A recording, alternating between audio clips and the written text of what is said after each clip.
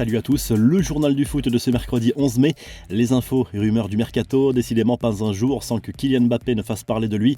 À propos de son avenir, il faut dire que sa visite à Madrid lundi a clairement agité les médias européens. Nasser El Khelaifi, lui, était présent dans la capitale espagnole pour un conseil d'administration de l'association européenne des clubs qu'il préside.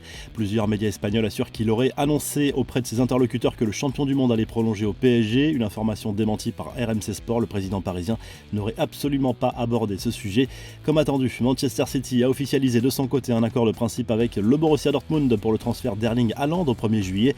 C'est clairement un énorme coup réalisé par les Citizens. Selon Marca, le prix du transfert ne s'élèverait qu'à 60 millions d'euros. Les commissions sont en revanche élevées. 2 versements de 15 millions d'euros sont en effet prévus, un pour le père du joueur et un autre pour l'entreprise d'agents de Mino Raiola qui gérait les intérêts du joueur. Autre annonce officielle, le Borussia Dortmund a réussi à séduire Karim Adeyemi. L'international allemand de 20 ans s'est engagé jusqu'en 2027. Montant de la transaction, 38 millions d'euros, bonus compris.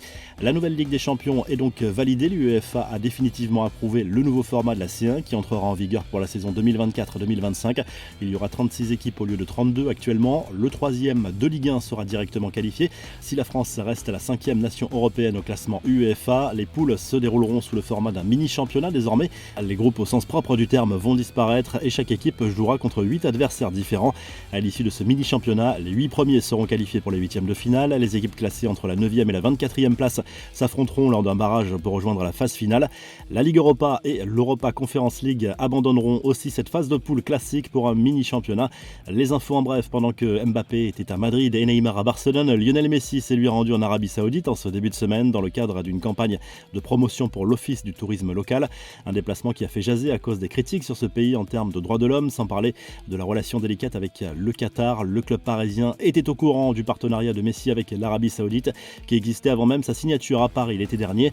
Des nouvelles de Ronald Araujo, le défenseur uruguayen a été évacué du terrain par ambulance après une collision à la tête spectaculaire avec l'un de ses coéquipiers lors du match entre le Barça et le Celta Vigo. Il souffre d'une commotion cérébrale. On file en Angleterre à victoire capitale de Liverpool sur la pelouse d'Aston Villa au forceps et grâce à un but libérateur de Sadio Mané. En seconde période, les Reds reviennent à égalité de points avec Manchester City en tête de la Premier League, mais les joueurs de Pep Guardiola peuvent reprendre le large ce mercredi en cas de succès à Wolverhampton. Les suites de l'épisode lunaire des flatulences supposées de Marcelo dans le vestiaire de l'OL après les révélations du journal L'Équipe, selon lesquelles la mise à pied du Brésilien par Juninho avait débuté à cause de cela. L'ancien dirigeant lyonnais a réagi sur Twitter avec beaucoup de second degré. Tu vois, je t'ai dit, le défenseur doit péter fort longtemps et de manière odorante. Le tien n'était que fort, alors c'est faible, a écrit Juninho sur le réseau social. Avant cela, Marcelo avait démenti ces allégations.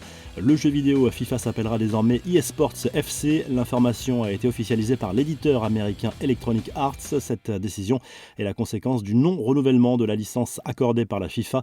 D'après la presse américaine, l'instance dirigeante du football mondial recevait 85 millions d'euros par an en échange de l'exploitation de sa marque. La revue de presse, le journal L'Équipe se penche sur les matchs décalés de la 36e journée de Ligue 1 programmée ce mercredi soir. Saint-Etienne joue un match capital pour le maintien sur la pelouse de Nice qui doit s'imposer pour rester dans la course aux places européennes. Match capital aussi pour Rennes sur le terrain du FC Nantes. Les Rennais peuvent encore rêver de Ligue des Champions. En Espagne, le journal Sport revient sur la victoire du Barça mardi soir en Liga. Un succès 3-1 face au Celta Vigo grâce à Depay et Aubameyang. Ce dernier s'est même offert un doublé et permet aux Blaugrana de conforter leur 2e place. Le journal AS consacre sa une à Antonio Rudiger qui rejoindra bien le Real Madrid à l'issue de la saison actuelle. En fin de contrat avec Chelsea, l'international allemand touchera un salaire compris entre 9 et 10 millions d'euros par saison. Il aurait signé un contrat de 4 ans en faveur du club merengue. Enfin, la Gazette dello Sport consacre sa une à la finale de la Coupe d'Italie. Elle oppose ce mercredi soir l'Inter Milan à la Juve au Stadio Olimpico de Rome. Coup d'envoi à 21h sur la chaîne L'Équipe. Si le journal du foot vous a plu, n'hésitez pas à liker la vidéo et à vous abonner pour nous retrouver très vite pour un nouveau journal du foot.